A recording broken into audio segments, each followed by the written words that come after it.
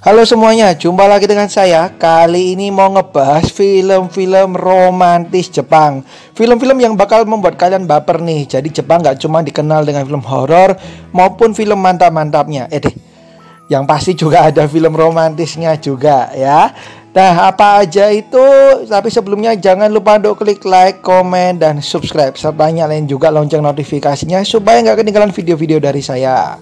Yuk langsung yang pertama, ada film From Me to You tahun 2010.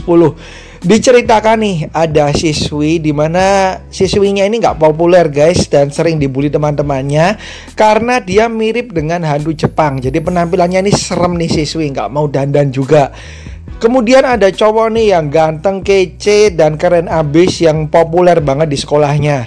Nah ternyata si cowok yang keren ini malah menyukai siswi yang aneh tadi. Cinta pun perlahan mulai bersemi di antara mereka. Kemudian berikutnya ada Hana Mizuki, masih di tahun 2010. Bagi kalian yang melakukan hubungan jarak jauh nih atau LDR, maka film ini kayaknya cocok deh untuk kalian. Tapi adik-adik baper ya. Diceritakan mengenai hubungan yang terjadi karena pertemuan yang tidak disengaja antara seorang cowok dan cewek. Tapi kemudian mereka harus berpisah karena salah satu dari mereka harus melanjutkan studi ke kota yang lain, ke kota Tokyo tepatnya. Nah, apakah hubungan mereka ini bisa langgeng ataukah ada orang baru yang masuk dalam hubungan mereka? Kemudian ada I Give My First Love to You tahun 2009. Meskipun udah tahun 2009, tapi masih bagus dan layak banget kalian tonton nih guys. Bagi kalian yang menyukai tema persahabatan menjadi cinta, film ini menyajikan tema itu guys. Diceritakan mengenai dua cowok cewek nih. Mereka bersahabat sejak kecil dan si cewek ini ternyata punya penyakit jantung dan si cowok ini selalu ada untuknya. Lama-kelamaan hubungan persahabatan mereka ini perlahan berubah menjadi cinta. Kemudian berikutnya ada No Longer Heroine tahun 2015.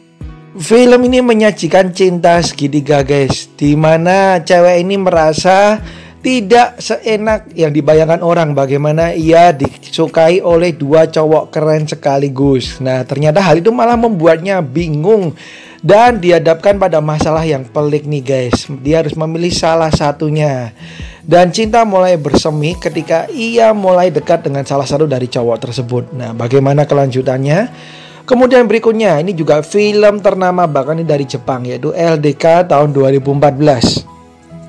Film ini menceritakan mengenai seorang wanita di mana si cewek ini tinggal sendiri di apartemennya karena ada orang tuanya ada keperluan bisnis nih di luar. Kemudian ia pun punya sahabat nih, dan si sahabatnya ini menyatakan cinta kepada seorang cowok keren, tapi ternyata sahabatnya ini ditolak mentah-mentah guys. Tidak terima, si cewek ini kemudian melabrak si cowok dan membuatnya terluka. Si cowok pun meminta pertanggungjawaban si cewek ini. Kemudian berikutnya ada My Love Story tahun 2015. Diceritakan seorang cowok yang kuat nih, dan dia tidak pernah merasakan jatuh cinta. Akhirnya jatuh cinta pada seorang cewek. Dan karena si cowok ini benar-benar kuat, benar-benar tidak pernah yang namanya ada cinta, membuat film ini benar-benar lucu guys, tapi juga ada romantisnya. My Love Story menyajikan film yang sedikit berbeda dari film-film Jepang lain. Biasanya kalau cowok-cowoknya keren-keren, kali ini dibikin cowok yang kuat. Wah, kemudian berikutnya ada film Koizora tahun 2007. Film ini bakal membuat kalian mewek nih guys. Jadi diceritakan ada seorang cewek lugu nih bertemu dengan seorang cowok yang nakal. Keduanya pun saling jatuh cinta. Tapi ternyata si cowok ini malah membuat si cewek lugu ini hamil guys, dan membuat orang tua mereka ini marah. Dan karena merasa bertanggung jawab, mereka pun mencoba untuk melanjutkan hubungan mereka ini. Tapi ternyata tidak mudah, dan banyak kesedihan tapi juga banyak kisah romantis yang disajikan di film ini. Kemudian berikutnya ada Love for Beginners tahun 2012. Kembali, film ini juga mengangkat kisah mengenai cowok populer yang ternyata jatuh cinta kepada cewek yang diceritakan di sini biasa-biasa aja. Tapi ternyata hal tersebut membuat si cewek ini menjadi tidak nyaman guys, karena selalu diincar oleh kawan-kawannya. Tapi ternyata si cowok ini tidak menyerah dan berusaha untuk membuat si cewek ini jatuh cinta terhadap dirinya. Film ini juga akan membuat kalian baper banget guys. Ini dia Love for Beginners tahun 2012. Berikutnya ada film One Week Friends tahun 2017.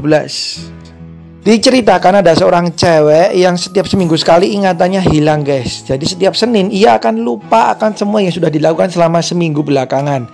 Ada seorang cowok yang suka nih kepada cewek ini dan berusaha membuat cewek ini jatuh cinta terhadapnya dan selalu mendekatinya nih guys. Dan ia hanya ingin diingat sebagai teman selama seminggu, dan di minggu depannya ia akan mendekati si cewek ini lagi karena si cewek ini sudah lupa akan dirinya. Wah, romantis ya.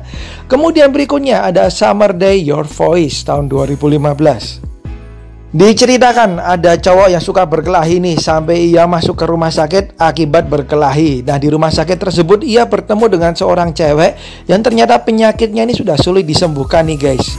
Kemudian ia pun jatuh cinta kepada cewek ini dan selalu menghiburnya serta mengunjunginya terus. Nah, kemudian apakah cewek ini bisa sembuh dari penyakitnya ataukah takdir yang berkata lain? Ini film akan banjir air mata. Kemudian berikutnya ada film Strobe Edge tahun 2015.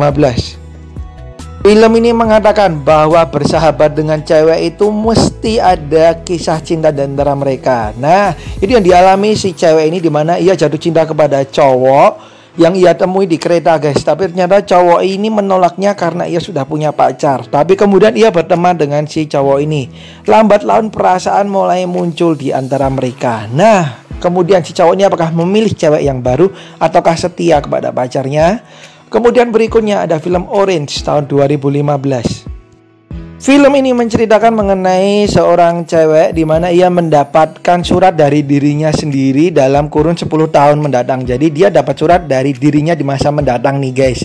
Dan di surat tersebut dikatakan bahwa ia akan jatuh cinta dan dekat dengan seorang cowok. Dan ternyata benar nih, cowok tersebut mulai datang di kehidupannya. Dan ia pun mulai berusaha untuk melindungi si cowok ini dan menjaga perasaannya terhadap si cowok ini. Kemudian berikutnya ada My Teacher tahun 2017. Gimana jadinya kalau si murid cewek ini jatuh cinta kepada gurunya sendiri? Dan si cewek ini ternyata menyampaikan perasaannya terhadap si guru guys. Tapi ternyata ditolak si guru nih. Dan karena mengetahui muridnya ini jatuh cinta terhadapnya, membuat si guru ini mulai tidak bebas dan mulai tidak nyaman. Tapi perlahan-lahan nih guys, si cewek ini tidak pernah menyerah. Dan apakah si guru ini akan tetap menolaknya? Silahkan dilihat sendiri. Kemudian berikutnya ada The Liar and His Lover tahun 2013. Diceritakan ada seorang cowok di mana dia anggota band laris di Jepang terkenal. Dan karena ia bosan dengan rutinitasnya, ia merasa bahwa musik tersebut tidak merupakan jalan hidupnya. Kemudian ia bertemu dengan seorang cewek nih guys yang polos, dan ia menyembunyikan identitasnya. Tapi ternyata mereka pun semakin dekat dan kemudian timbul perasaan cinta di antara mereka. Nah, apakah bisa terus langgeng? Silakan ditonton. Kemudian berikutnya ada Your Lie in April tahun 2016. Film ini syarat akan nuansa musik nih guys. Jadi kalau kalian suka dengan dunia musik, ini film juga menyajikan kisah musik dibalut dengan romantis yang luar biasa.